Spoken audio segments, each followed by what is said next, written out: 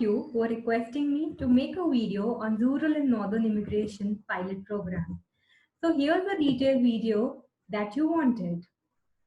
I'll tell you about the overview of the program, benefits, eligibility criteria, as well as the step-by-step process. So basically, everything you would want to know about the rural and northern immigration pilot program. So if you are interested, please stay tuned.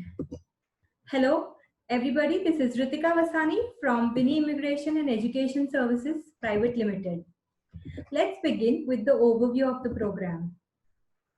The Rural and Northern Immigration Pilot is designed to help bring new skilled worker immigrants to smaller communities. This also helps in creating a path to permanent residence for skilled foreign workers who want to work and live in one of the participating communities. So basically, what is happening is most of the immigrants coming over to Canada settle in urban areas like Toronto, Ottawa, Vancouver, Calgary, etc. But the government also wants them to live and work in smaller communities in rural areas as well. So, this 5-year federal immigration pilot is designed to help smaller communities with aging population and labor shortages which struggle to attract and retain new immigrants. It's a community driven program that aims to spread out the benefit of immigration. Now, when you know the overview and the objective of the program, let's move ahead to discuss the eligibility criteria along with the benefits which are linked to these criteria. First and the foremost is the language requirement. So candidates must meet the Canadian language benchmark, that's CLB, based on the National Occupational Classification of the job. So the minimum language eligibility criteria is CLB4, which is Canadian Language Benchmark 4, which is very low for those people whose job responsibilities lie in NOC C and D.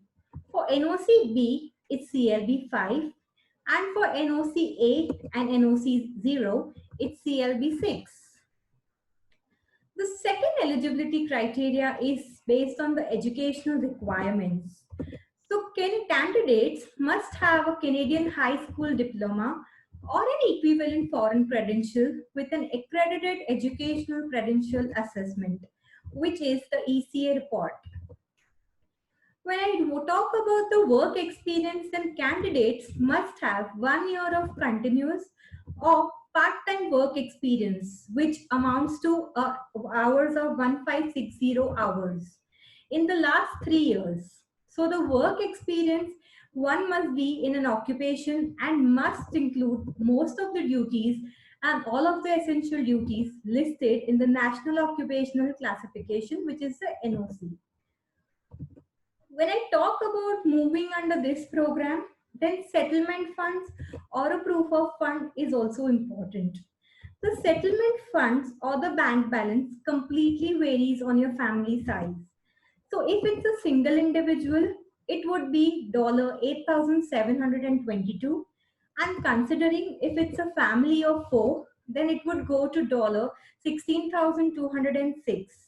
So it would be more or less in the range of 8,500 to round about 16,500 depending on your family size. The most important, job offer.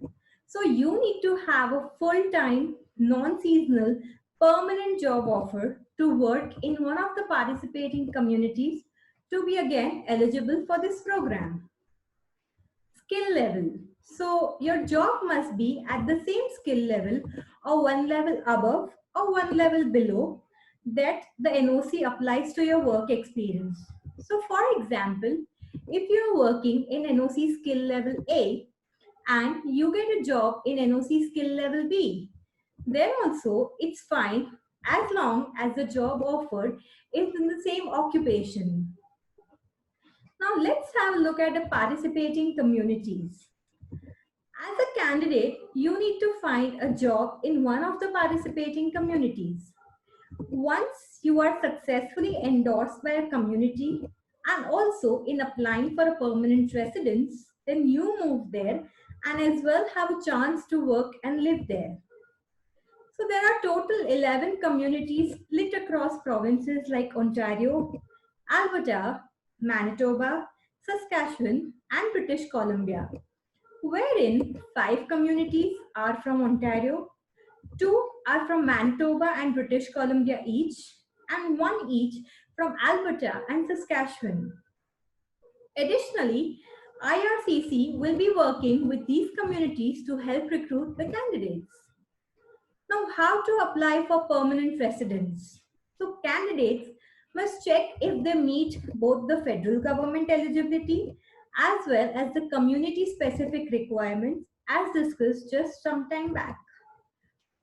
Second, find an eligible job with an employer in one of the participating communities out of the 11 listed by the government.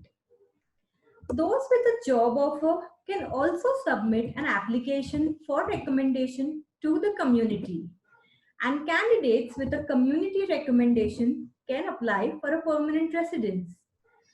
Thank you guys for watching this video. I hope the complete process, requirements, and the overview along with advantages is quite clear to you. If you have any queries, you could drop in an email to info@winigroup.com.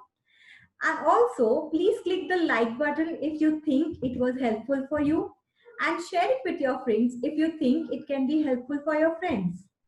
Also, please subscribe my channel if you haven't subscribed it yet. Thank you so much.